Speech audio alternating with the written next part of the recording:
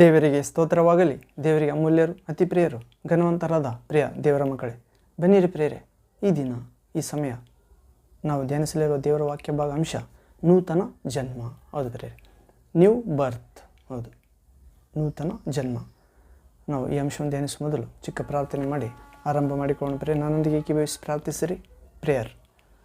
ತಂದೆಯೇ, ಸರ್ವಶಕ್ತ ದೇವರೇ, ಪರಿಶುದ್ಧನೇ ಪರಿಶುದ್ಧನೇ ಪರಿಶುದ್ಧನೇ ಇರುವಾತನೇ, ಬೆಳಕಾದ ದೇವರೇ, ಶಾಂತಿದಾಯಕನೇ ದೇವ, ನೂತನ ಜನ್ಮ ಎನ್ನುವ ವಾಕ್ಯ ಭಾಗ ಅಂಶವನ್ನು ಧ್ಯಾನಿಸಿಕೊಳ್ಳುವಾಗ ನೀವೇ ನಿಮ್ಮ ಪರಿಶುದ್ಧ ಆತ್ಮನ ಮೂಲಕ ನಿಮ್ಮ ವಾಕ್ಯವನ್ನು ನಾವು ಅರ್ಥ ಮಾಡಿಕೊಳ್ಳುವಂತೆ ನೂತನವಾಗಿ ಜನಿಸಿ ಪರಲೋಕದ ರಾಜ್ಯದ ಪೌರರಾಗಿ ನಿಮ್ಮ ಮಕ್ಕಳಾಗಿ ಜೀವಿಸುವಂತೆ, ಈ ಲೋಕದಲ್ಲಿ ಬೆಳಕಾಗಿ ಉಪ್ಪಾಗಿ ಜೀವಿಸುವಂತೆ, ಅಂಧಕಾರದ ಎಲ್ಲ ಕಾರ್ಯಗಳನ್ನು ನಿಮ್ಮಂತೆ ನಾಶ ಮಾಡಲು ಅನುಗ್ರಹಿಸಬೇಕೆಂದು ಯೇಸು ಕ್ರಿಸ್ತ ಸರ್ವಶಕ್ತ ನಾಮದಲ್ಲಿ ಪ್ರಾರ್ಥಿಸಿ ಬೇಡಿ ಹೊಂದಿದ್ದೇವೆ ಸ್ವಾಮಿ ತಂದೆ. Amen, amen. Thank you father, thank you Jesus Christ, thank you Holy Ghost, fire, living water flow. Amen. ಹೌದು ಪ್ರೇರೆ, ನೂತನ ಜನ್ಮ. ನಾವು ಪವಿತ್ರ ಗ್ರಂಥ ಭಾಗ ಯೋಹಾನನ ಸುವಾರ್ತೆ 3ನೇ ಅಧ್ಯಾಯ 5ನೇ ವಾಕ್ಯ ಭಾಗದಲ್ಲಿ ಓದುತ್ತೇವೆ. John gospel chapter 3 verse 5th word. ಇಲ್ಲಿ ಓದುವುದಾದರೆ, ಅದಕ್ಕೆ ಯೇಸು, ನಾನು ನಿನಗೆ ನಿಜ ನಿಜವಾಗಿ ಹೇಳುತ್ತೇನೆ, ಒಬ್ಬನು ನೀರಿನಿಂದಲೂ ಆತ್ಮನಿಂದಲೂ ಹುಟ್ಟದಿದ್ದರೆ ದೇವರ ರಾಜ್ಯಕ್ಕೆ ಸೇರಲಾರನು. ಹೌದು ಪ್ರೇರೆ, ಯೇಸು ಪ್ರಭು ಹೇಳ್ತಿದ್ದಾನೆ. ಪರಿಸರಲ್ಲಿ ಶಾಸ್ತ್ರಿಗಳಲ್ಲಿ ಒಬ್ಬಾತನಾದ ನಿಕೋದೇಮ ಎಂಬ ಶಾಸ್ತ್ರಾಭ್ಯಾಸ ದೈವ ಭಕ್ತಿಯುಳ್ಳ ವ್ಯಕ್ತಿಗೆ ಪ್ರೇರೆ. ಹೌದು, ನೀರಿನಿಂದಲೂ ಪರಿಶುದ್ಧ ಆತ್ಮನಿಂದಲೂ ಹೊಸದಾಗಿ ಹುಟ್ಟದಿದ್ದರೆ. ಹೌದು ಪ್ರೇರೆ, ನೀರು ಎಂದರೆ ದೇವರ ವಾಕ್ಯ. ಹೌದು, ಆತ್ಮ ಎಂದರೆ ದೇವರ ಶಕ್ತಿ. ದೇವರ ಶಕ್ತಿಯಿಂದ, ದೇವರ ವಾಕ್ಯದಿಂದ ಹುಟ್ಟಬೇಕಾಗಿದೆ. ಹೌದು, ಅನುಭವಪೂರ್ವಕವಾಗಿ ನಾವು ದೇವರ ರಾಜ್ಯದಲ್ಲಿ ಪ್ರವೇಶವಾಗಬೇಕಾಗಿದೆ. ಹೌದು, ನಾವು ಇಸ್ರಾಯೇಲರನ್ನು ಕುರಿತ ವಿಷಯ ನೋಡುವುದಾದರೆ, ಅವರು ತಮ್ಮ ದಾಸತ್ವದಿಂದ, ಆ ಫರೋಹನ ಬಂಧನದಿಂದ ಬಿಡಿಸಲ್ಪಟ್ಟಾಗ ಇದು ಅವರಿಗೆ ನೂತನ ಜನ್ಮದಂತೆ ಇತ್ತು ಪ್ರೇರೆ. ಹೌದು, 430 ವರ್ಷಗಳು ಈಜಿಪ್ಟ್ ದಾಸತ್ವದಲ್ಲಿ ದೇವರ ಜನಾಂಗ, ದೇವಕುಲ ದಾಸತ್ವದಲ್ಲಿರ್ತದೆ ಪ್ರೇರೆ. ಬರಗಾಲದಲ್ಲಿ ದಾಸತ್ವದಲ್ಲಿ ಅವರು ಬರಗಾಲದಲ್ಲಿ ಆಹಾರ ಹುಡುಕಿಕೊಂಡು ಹೋದಾಗ ಅಲ್ಲಿ ಈಜಿಪ್ಟರಿಗೆ ದಾಸತ್ವರಾಗಿರುತ್ತಾರೆ. ದೇವರು ಅವರನ್ನು ನೆನೆಸಿಕೊಂಡು ಅವರನ್ನು ಬಿಡಿಸಿದಾಗ ಅದು ಅವರಿಗೆ ನೂತನ ಜನ್ಮದಂತಿತ್ತು. ಹೌದು, ಅವರು ಮೇಘದ ಕೆಳಗೆ ಸಮುದ್ರದ ಮಾರ್ಗವಾಗಿ ಹೋಗುತ್ತಿರುವಾಗ ಅದು ಅವರಿಗೆ ನೂತನವಾಗಿ ಜನ್ಮಿಸಿದಂತೆ ಇತ್ತು ಪ್ರೇರೆ. ಹೌದು, ಮೋಶೆಯ ಮೂಲಕ ಸಮುದ್ರದಲ್ಲಿ ದೀಕ್ಷಾ ಸ್ನಾನ ಹೊಂದಿದರು. ಹೌದು, ಅವರು ಆತ್ಮೀಯ ಆಹಾರವನ್ನು ಭುಜಿಸಿದರು, ದೇವದೂತರು ತಿನ್ನುವ ಮನ್ನಾ. ಹೌದು ಪ್ರೇರೆ, ಆತ್ಮೀಯ ಬಂಡೆಯಿಂದ ಬಂದ ನೀರನ್ನು ಕುಡಿದರು. ಹೌದು, ಕೊರಿಂಥ 1ನೇ ಪತ್ರಿಕೆ 10ನೇ ಅಧ್ಯಾಯ 1ನೇ ವಾಕ್ಯದಿಂದ 4ನೇ ವಾಕ್ಯದಲ್ಲಿ ಓದುತ್ತೇವೆ. 1 Corinthians chapter 10 verse 1 to 4th word. ಒಂದು ರಾತ್ರಿ ನಿಕೋದೇಮ ಎಂಬ ಪರಿಸಾಯನು, ಶಾಸ್ತ್ರಿಗಳು, ಅಧಿಕಾರಿ ಯೇಸು ಪ್ರಭುವಿನ ಬಳಿಗೆ ಬರುತ್ತಾನೆ ಪ್ರೇರೆ. ಈ ಶಾಸ್ತ್ರಿ ಪರಿಸಾಯನಿಗೆ ಏನು ಬೇಕಾಗಿದೆಯೋ ಯೇಸು ಕ್ರಿಸ್ತ ಪ್ರಭುವಿಗೆ ಗೊತ್ತು. ಆತನಿಗೆ ನೂತನ ಜನ್ಮದ ಅನುಭವ ಬೇಕಾಗಿದೆ ಎಂದು ಯೇಸುವಿಗೆ ಗೊತ್ತಾಗಿತ್ತು. ಹೌದು, ಅದಕ್ಕೆ ಆ ನಿಕೋದೇಮನಿಗೆ ಪ್ರಭು ಯೇಸು ಹೇಳುತ್ತಾನೆ, ಒಬ್ಬನು ಹೊಸದಾಗಿ ಹುಟ್ಟದ ಹೊರತು ಆತನು ದೇವರ ರಾಜ್ಯವನ್ನು ನೋಡಲಾಗುವುದಿಲ್ಲ, ಪ್ರವೇಶಿಸಲಾಗುವುದಿಲ್ಲ ಎಂದು ನಿನಗೆ ನಿಶ್ಚಯವಾಗಿ ಹೇಳುತ್ತಿದ್ದೇನೆ ಎಂದು ಹೇಳುತ್ತಾನೆ ಪ್ರೇರೆ. ಯೋಹಾನನ ಸುವಾರ್ತೆ 3ನೇ ಅಧ್ಯಾಯ 3ನೇ ವಾಕ್ಯದಿಂದ 5ನೇ ವಾಕ್ಯದವರೆಗೆ ನೋಡುತ್ತೇವೆ. ಹೀಗೆ ನಾವು ಒಬ್ಬ ದೇವಸೇವಕ ಹೇಳಿದ ಸತ್ಯ ಘಟನೆ ನೋಡುವುದಾದರೆ ಪ್ರೇರೆ, ಏನೆಂದರೆ ಒಬ್ಬ ವ್ಯಕ್ತಿ ಹೀಗೆ ಹೇಳಿದ್ದಾನೆ, ಏನೆಂದರೆ, ನೀವು ಒಂದು ಸಾರಿ ಜನಿಸಿದರೆ 2 ಸಾರಿ ಮರಣಿಸುತ್ತೀರಿ. ಹೌದು, ನೀವು ಯಾರಾದರೂ ಒಬ್ಬರು ಒಂದು ಸಾರಿ ಜನಿಸಿದರೆ 2 ಸಾರಿ ಸಾಯಬೇಕಂತ ಪ್ರೇರೆ. ಆದರೆ ಒಬ್ಬನು 2 ಸಾರಿ ಜನಿಸಿದರೆ ಒಂದೇ ಸಾರಿ ಸಾಯುತ್ತಾನೆ. ಹೌದು ಪ್ರೇರೆ, ಒಬ್ಬಾತನು 2 ಸಾರಿ ಜನಿಸಿದರೆ ಒಂದೇ ಸಾರಿ ಸಾಯುತ್ತಾನೆ, ಒಂದೇ ಸಾರಿ ಜನಿಸಿದರೆ 2 ಸಾರಿ ಸಾಯುತ್ತಾನೆ. ಅಂದರೆ ಶಾರೀರಿಕವಾಗಿ ತಂದೆ ತಾಯಿಗಳಿಂದ ಹುಟ್ಟಿದ್ದೇವೆ ಪ್ರೇರೆ, ನಾವು ಒಂದೇ ಸಾರಿ ಹುಟ್ಟಿದ ಹಾಗೆ. ನಾವು ನೀರಿನಿಂದ ಪವಿತ್ರಾತ್ಮದಿಂದ ಹೊಸದಾಗಿ ಹುಟ್ಟದಿದ್ದರೆ ನರಕದಲ್ಲಿ ಎರಡನೇ ಸಾವು ಎಂದು ಅರ್ಥ.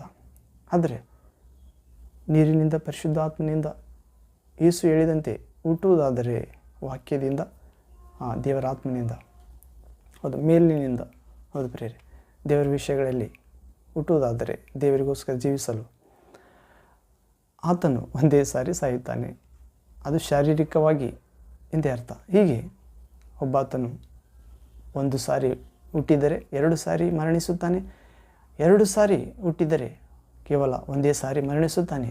ಹೌದು, ಎರಡನೇ ಮರಣ ಅಂದರೆ ನರಕದಿಂದ ನೀನು ತಪ್ಪಿಸಿಕೊಳ್ಳಬೇಕೆಂದರೆ ನೀರಿನ ಮೂಲಕ, ಪರಿಶುದ್ಧ ದೇವರ ಆತ್ಮನ ಮೂಲಕ ನೂತನ ಜನ್ಮವನ್ನು ಹೊಂದಬೇಕಾಗಿದೆ ಪ್ರಿಯರೇ. ಹೌದು, ಇಳಿದಿದ್ದರೆ ದೇವರ ರಾಜ್ಯ ಸೇರುವುದಿಲ್ಲ ಎಂದು ಯೇಸು ಖಚಿತವಾಗಿ ಹೇಳಿದ್ದಾನೆ ಪ್ರಿಯರೇ. ಹೌದು ಪ್ರಿಯರೇ, ಅನೇಕರು ನೂತನ ಜನ್ಮ ಅನೇಕರಿಗೆ ದೇವರು ನೀಡಿದ್ದಾನೆ ಪ್ರಿಯರೇ. ಆ ನೂತನ ಜನ್ಮ ನೀರಿನಿಂದ ಪವಿತ್ರಾತ್ಮದಿಂದ ಹುಟ್ಟಿದ ಆ ದಿನ ಎಷ್ಟೋ ಆನಂದಿಸುವಂಥ, ಗುರುತು ಇಟ್ಟುಕೊಳ್ಳುವಂಥ, ನೂತನ ಸೃಷ್ಟಿಯಾಗಿರುವಂಥ ಆ ಯೇಸು ಕ್ರಿಸ್ತನಲ್ಲಿ ಆ ನೂತನ ಜನ್ಮ, ಆ ನೂತನ ಜೀವ ನಮ್ಮನ್ನು ಎಷ್ಟೋ ಭರವಸೆ ಹೊಂದುವಂತೆ ದೇವರಲ್ಲಿ ಮಾಡುತ್ತದೆ ಪ್ರಿಯರೇ. ಹೀಗೆ ದೇವರು ತನ್ನ ಅತ್ಯಂತ ಕೃಪೆಯ ಮೂಲಕ ನಮ್ಮನ್ನು ಸೈತಾನನ ರಾಜ್ಯದೊಳಗಿಂದ ತೆಗೆದು ತನ್ನ ಸುರಕ್ಷಿತವಾದ ಸಾಮ್ರಾಜ್ಯದೊಳಗೆ ನಮ್ಮನ್ನು ಸೇರಿಸಿದ್ದಾನೆ ಪ್ರಿಯರೇ, ಸೇರಿಸುತ್ತಾನೆ. ಹೊಸದಾಗಿ ಹುಟ್ಟುವುದಾದರೆ ನೀರಿನಿಂದ ಪರಿಶುದ್ಧಾತ್ಮನಿಂದ, ಹೌದು, ನಮ್ಮನ್ನು ತಿರುಗಿ ಜನಿಸುವಂತೆ ಮಾಡುವುದರ ಮೂಲಕ, ನೀರಿನಿಂದ ಪರಿಶುದ್ಧಾತ್ಮನ ಮೂಲಕ ನಮ್ಮೊಳಗೆ ಶ್ರೇಷ್ಠ ಅದ್ಭುತವನ್ನು ಮಾಡಿದ್ದಾನೆ ಪ್ರಿಯರೇ, ಮಾಡುತ್ತಾನೆ. ಹೀಗೆ ನಾವು ಆ ಸರ್ವಶಕ್ತನಾದ ಆ ದೇವರ ಮಕ್ಕಳಾಗಿ, ಆ ಪರಲೋಕದ ಪೌರಸ್ಥರಾಗಿ, ಆದ್ದರಿಂದ ಆತನನ್ನು ಅನುದಿನವೂ ವಂದನೆ ಸಲ್ಲಿಸೋಣ ಪ್ರಿಯರೇ. ಪ್ರಭುವೇ, ನೀರಿನಿಂದಲೂ ಪರಿಶುದ್ಧಾತ್ಮದಿಂದ ಹೊಸದಾಗಿ ಹುಟ್ಟುವಂತೆ ನನಗೆ ಅನುಗ್ರಹಿಸು ಎಂದು. ಹೌದು, ಈಗಾಗಲೇ ಹುಟ್ಟಿರುವುದಾದರೆ ನೀವು ದೇವರ ಮಕ್ಕಳೇ ಪ್ರಿಯರೇ. ನಾವು ಒಂದು ವಾಕ್ಯ ನೋಡುವುದಾದರೆ ಯೋಹಾನನ ಮೊದಲನೇ ಪತ್ರಿಕೆ 3ನೇ ಅಧ್ಯಾಯ 1ನೇ ವಾಕ್ಯದಲ್ಲಿ ಪ್ರಿಯರೇ, John first letter chapter 3 verse first word. ಇಲ್ಲಿ ದೇವರ ಮಕ್ಕಳನ್ನು ಕುರಿತು, ಸೈತಾನನ ಮಕ್ಕಳನ್ನು ಕುರಿತು ಎಂದು ಪೀಠಿಕೆ ಇದೆ. ಇಲ್ಲಿ 1ನೇ ವಾಕ್ಯ ಓದುವುದಾದರೆ 1ನೇ ಯೋಹಾನ 3ನೇ ಅಧ್ಯಾಯ 1ನೇ ವಾಕ್ಯ, ದೇವರ ಮಕ್ಕಳೆಂಬ ಹೆಸರನ್ನು ನಮಗೆ ಕೊಡುವುದರಲ್ಲಿ ತಂದೆಯು ಎಂಥ ಪ್ರೀತಿಯನ್ನು ನಮ್ಮ ಮೇಲೆ ಇಟ್ಟಿದ್ದಾನೆ ನೋಡಿರಿ. ನಾವು ಆತನ ಮಕ್ಕಳಾಗಿದ್ದೇವೆ. ಈ ಕಾರಣದಿಂದ ಲೋಕವು ನಮ್ಮನ್ನು ತಿಳಿದುಕೊಳ್ಳುವುದಿಲ್ಲ. ಅದು ಆತನನ್ನು ತಿಳಿದುಕೊಳ್ಳಲಿಲ್ಲವಲ್ಲ ಪ್ರಿಯರೇ. ಈಗ ದೇವರ ಮಕ್ಕಳಾಗಿದ್ದೇವೆ. ಮುಂದೆ ನಾವು ಏನಾಗುವವೋ ಅದು ಇನ್ನೂ ಪ್ರತ್ಯಕ್ಷವಾಗಲಿಲ್ಲ. ಕ್ರಿಸ್ತನು ಪ್ರತ್ಯಕ್ಷನಾಗುವಾಗ ನಾವು ಆತನ ಆಗಿರುವೆವೆಂದು ಬಲ್ಲೆವು. ಯಾಕಂದರೆ 3ನೇ ವಾಕ್ಯ, ಯಾಕಂದರೆ ಆತನಿರುವ ಪ್ರಕಾರವೇ ಆತನನ್ನು ನೋಡುವೆವು. ಆತನ ಮೇಲೆ ಈ ನಿರೀಕ್ಷೆ ಇಟ್ಟಿರುವ ಪ್ರತಿಯೊಬ್ಬನು ಕ್ರಿಸ್ತನು ಶುದ್ಧನಾಗಿರುವಂತೆ ತನ್ನನ್ನು ಶುದ್ಧ ಮಾಡಿಕೊಳ್ಳುತ್ತಾನೆ. ಹೌದು, ಇಲ್ಲಿ ದೇವರ ಮಕ್ಕಳೆಂಬ ಹೆಸರನ್ನು ನಮಗೆ ಕೊಡುವುದರಲ್ಲಿ ತಂದೆ ಎಂಥ ಮಹಾಪ್ರೀತಿಯನ್ನು ತೋರಿಸಿದ್ದಾನಂತ ಪ್ರಿಯರೇ. ಹೌದು, ತನ್ನ ಪ್ರಿಯ ಕುಮಾರನನ್ನೇ ಶಿಲುಬೆಯಲ್ಲಿ ನಮಗಾಗಿ ಬಲಿಯಾಗಲು ಕೊಟ್ಟಿದ್ದರಲ್ಲಿ ದೇವರ ಪ್ರೀತಿ ನಿಜಗುಣ ತೋರಿ ಬಂದಿದೆ. ಹೌದು, ಆ ಪ್ರಿಯ ಕುಮಾರನಲ್ಲಿ ವಿಶ್ವಾಸ ಇಡುವ ಪ್ರತಿಯೊಬ್ಬನಿಗೆ ದೇವರು ತನ್ನ ಪರಿಶುದ್ಧ ಆತ್ಮನಲ್ಲಿ ವಾಗ್ದಾನ ಅನುಗ್ರಹಿಸಿದ್ದಾನೆ ಪ್ರಿಯರೇ. ನೀರಿನಿಂದಲೂ ಪರಿಶುದ್ಧಾತ್ಮನಿಂದಲೂ ಹೊಸದಾಗಿ ಹುಟ್ಟುವ ಅನುಭವ. ಹೀಗೆ ಯೇಸುವಿನಲ್ಲಿ ವಿಶ್ವಾಸ ಇಟ್ಟವರಿಗೆ ಆಗ ಎಂಥ ಪ್ರೀತಿಯನ್ನು ನಮ್ಮ ಮೇಲಿಟ್ಟಿದ್ದಾನೆ. ನಾವು ಆತನ ಮಕ್ಕಳಾಗಿದ್ದೇವೆ. ಯಾವಾಗ ಒಬ್ಬನು ಹೊಸದಾಗಿ ಜನಿಸಿದಾಗ ನೀರಿನಿಂದ ಪರಿಶುದ್ಧಾತ್ಮನಿಂದ ನಾವು ಆತನ ಮಕ್ಕಳಾಗುತ್ತೇವೆ. ಈ ಕಾರಣದಿಂದ ಲೋಕವು ನಮ್ಮನ್ನು ತಿಳಿದುಕೊಳ್ಳುವುದಿಲ್ಲ. ಹೌದು, ಹೊಸ ಜೀವನ ಪಡೆದವರ ಬಗ್ಗೆ ಹಳೆಯ ಜೀವನದಲ್ಲಿ ಇದ್ದವರು ಅರ್ಥ ಮಾಡಿಕೊಳ್ಳುವುದಿಲ್ಲ. 1 ಸಾರಿ ಹುಟ್ಟಿದ್ದವರು 2 ಸಾರಿ ಮರಣಕ್ಕೆ ಹೋಗುತ್ತಿದ್ದಾರೆ ಪ್ರಿಯರೇ. ಆದರೆ 2ನೇ ಸಾರಿ ಹುಟ್ಟಿದವರು 1ನೇ ಮರಣ ಕೂಡ ಎದುರಿಸಲು ನಿಂತಿದ್ದಾರೆ. ಹೌದು, ಲೋಕದವರಿಗೂ ಪರಲೋಕದವರಿಗೂ ವ್ಯತ್ಯಾಸ ಕಂಡುಬರುತ್ತಿದೆ. ಈ ಕಾರಣದಿಂದ ಲೋಕವು ಪರಲೋಕದ ಮಕ್ಕಳನ್ನು, ಹೊಸದಾಗಿ ಹುಟ್ಟಿದವರನ್ನು ತಿಳಿದುಕೊಳ್ಳುವುದಿಲ್ಲ. ಅದು ಆತನನ್ನು ತಿಳಿದುಕೊಳ್ಳಲಿಲ್ಲವಲ್ಲ ಪ್ರಿಯರೇ. ನೀರಿನಿಂದ ಪರಿಶುದ್ಧಾತ್ಮನಿಂದ ಹೊಸದಾಗಿ ಹುಟ್ಟುವಂತೆ ಮಾಡುವ ಆತನನ್ನು ತಿಳಿದುಕೊಂಡಿಲ್ಲ. ಹೌದು, ಅದು ಆತನ ತಿಳಿದುಕೊಳ್ಳಲಿಲ್ಲವಲ್ಲ ಪ್ರಿಯರೇ. ಈಗ ದೇವರ ಮಕ್ಕಳಾಗಿದ್ದೇವೆ ನಾವು. ನೀರಿನಿಂದ ಪರಿಶುದ್ಧಾತ್ಮದ ಹೊಸದಾಗಿ ಹುಟ್ಟಿದ ನೀನು ಹುಟ್ಟುವುದಾದರೆ ನಾವು ದೇವರ ಮಕ್ಕಳಾಗಿದ್ದೇವೆ. ಮುಂದೆ ನಾವು ಏನಾಗುವವು ಅದು ಇನ್ನೂ ಪ್ರತ್ಯಕ್ಷವಾಗಲಿಲ್ಲ ಪ್ರಿಯರೇ.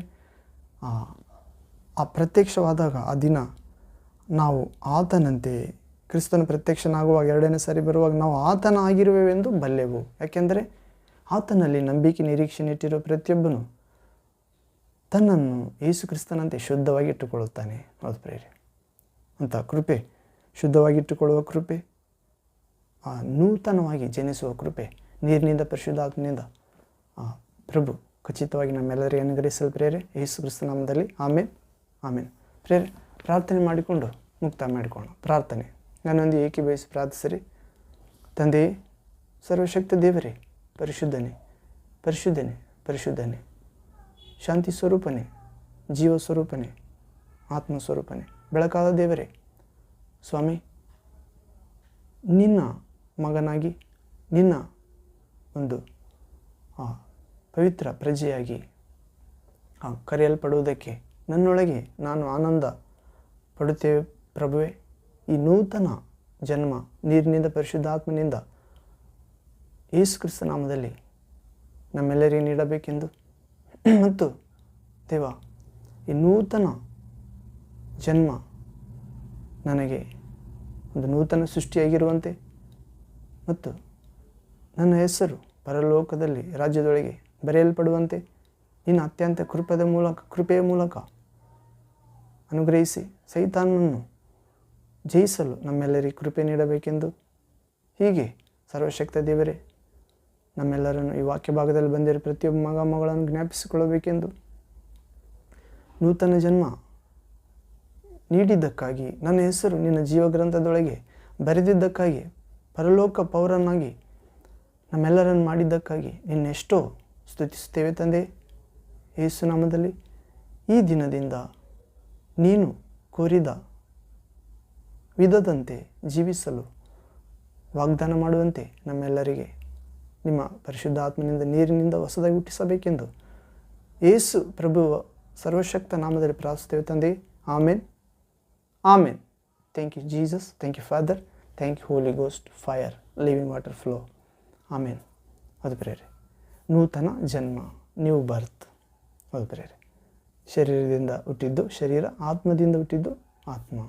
ಹೌದು, ಗಾಳಿ ತನಗೆ ತೋಚಿದ ಕಡೆ ಬೀಸುತ್ತದೆ, ಅದು ಎಲ್ಲಿಂದ ಬಂತು ಎಂದು ಕಿವಿ ಕೇಳಿಸ್ತದೆ ಹೊರತು ಎಲ್ಲಿಗೆ ಹೋಗುತ್ತದೆ ಗೊತ್ತಾಗುವುದಿಲ್ಲ. ಅದರಂತೆಯೇ ದೇವರ ಆತ್ಮನಿಂದ ಹುಟ್ಟಿದ ಪ್ರತಿಯೊಬ್ಬನು, ಅದು ಪ್ರೇರೆ ಅಂತ ನೂತನ ಜನ್ಮ ಈ ವಾಕ್ಯ ಭಾಗದಲ್ಲಿ ಬಂದಿರುವ ಅಥವಾ ಯೇಸುವನ್ನು ಶಾಶ್ವತ ಪ್ರೀತಿಯಿಂದ ಪ್ರೀತಿಸುವ ಪ್ರತಿಯೊಬ್ಬ ಮಗ ಮಗಳಿಗೂ ಯಾವಾಗಲೂ ನಿತ್ಯಕ್ಕೂ ಲಭಿಸಲಿ. ಆಮೇನ್ ಆಮೇನ್. ಪ್ರೇರೆ ಮತ್ತೊಂದು ವಾಕ್ಯ ಭಾಗದಲ್ಲಿ ಭೇಟಿಯಾಗೋಣ. ಅಲ್ಲಿವರೆಗೆ ತಂದೆಯಾದ ದೇವರ ಪ್ರೀತಿ, ಯೇಸು ಕ್ರಿಸ್ತನ ಕೃಪೆ, ಪರಿಶುದ್ಧಾತ್ಮನ ಅನ್ಯೋನ್ಯ ಸಹವಾಸ, ನಿತ್ಯ ಜೀವ, ಬಿಡುಗಡೆ, ಜಯ, ಆಶೀರ್ವಾದ, ಆರೋಗ್ಯ, ನೂತನ ಜೀವಿತ ಅನುಭವ ದೊರಕಲಿ.